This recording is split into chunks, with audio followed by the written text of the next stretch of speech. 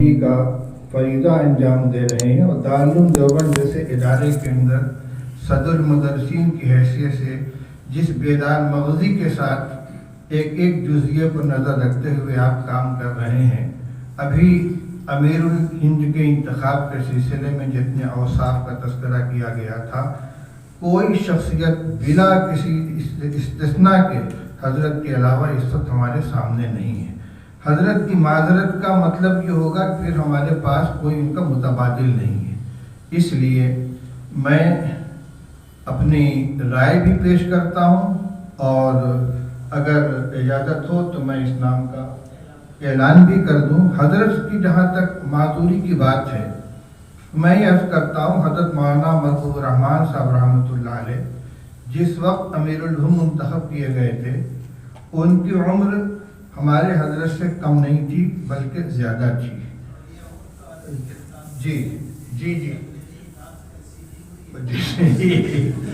یہ گھر کی گواہی ہے بھائی، اس کو نظر انداز نہیں کیا جا سکتا.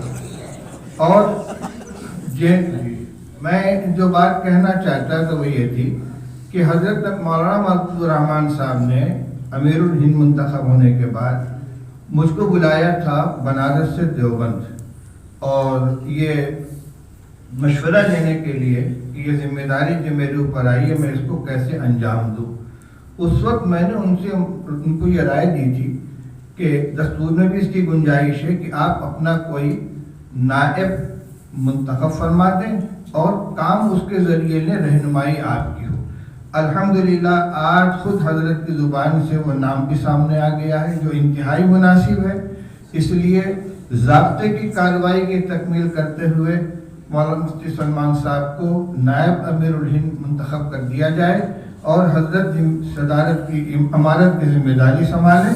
انشاءاللہ گاڑی پہلے سے زیادہ رفتار کے ساتھ چلے گی اور جو کچھ اس کے اندر جھول رہ گیا ہے، جس کو محسوس کیا فرما رہے ہوں، اس کا بھی انشاءاللہ ازالہ ہو جائے گا.